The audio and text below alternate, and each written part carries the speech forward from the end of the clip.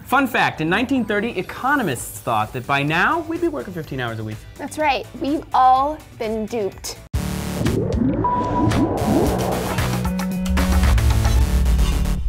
Hey guys, welcome back to B News. I'm Lacey. And I'm Trace. You know, it wasn't just the New Deal era peeps that thought we would eventually work less in America. As recently as 1965, a Senate subcommittee still predicted surely we'd be down to 14 hours a week by the year 2000, of course. Yeah. They predicted that with so much technology doing all the jobs for us, 14 hours a week is all the time we need to get her done. We'd have so much free time, we wouldn't even know what to do with ourselves. Can you imagine that? I would climb so many trees. I would have so much brunch. Just all the brunch. What happened? Our standard work week is still 40 hours, but really it's usually even more than that. Earlier this year, I was working like 70 hours a week, and most of the people I know work around, 50 hours at least. World War II saw that consumers weren't being chastised for spending on stuff anymore, so that's when consumerism started to kick in. So that's why we never started working less.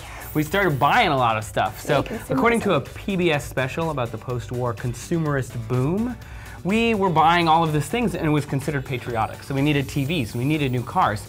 It's kind of like a starving person given access to a buffet. Oh. They just want to eat all of the food that they can eat because they don't know when they're going to see it again.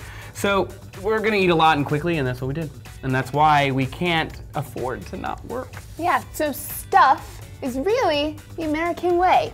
Some European countries in particular really scaled back though on the work hours as technology developed. In the Netherlands, for instance, it's pretty common to work only 4 days, and still, hour for hour, their productivity matches Americans. Totally. Boom. Totally. Though, as much as I love the Dutch, and I do, let's go with more economic powerhouse, Germany.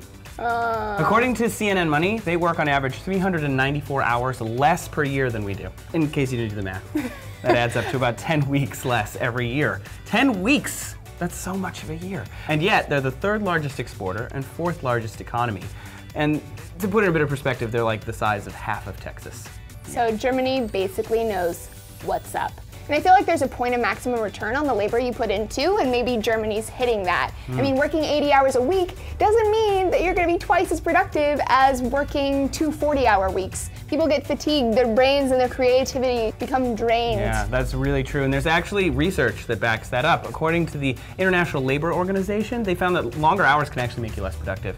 And then people do lower quality work as they're putting in those long hours. So the question is, what is the right time and balance for people to be working?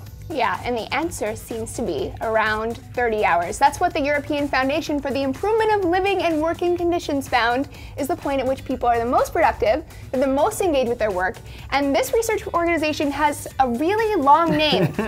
So I think we should trust them. Yeah, they sound official. In Utah, where state workers worked 4 days a week as an experiment to try and save the government money, there was actually an environmental benefit as well. 2,300 fewer cars on the road on that Friday when they weren't commuting. Makes sense. Then buildings were closed, so they weren't using utilities, and that meant 12,000 metric tons of carbon dioxide didn't get spewed into the atmosphere. Dang! Plus 3-day weekends, which let their employees volunteer with schools and other organizations and nonprofits. They spent time with their family and their friends. Also brunch, Lacey. Brunch. And that's all I really want in life anyway, brunch. Every day. So guys, what do you think about the 4-day work week? Is it something that we could get into? Do you think it's going to be a recipe for disaster?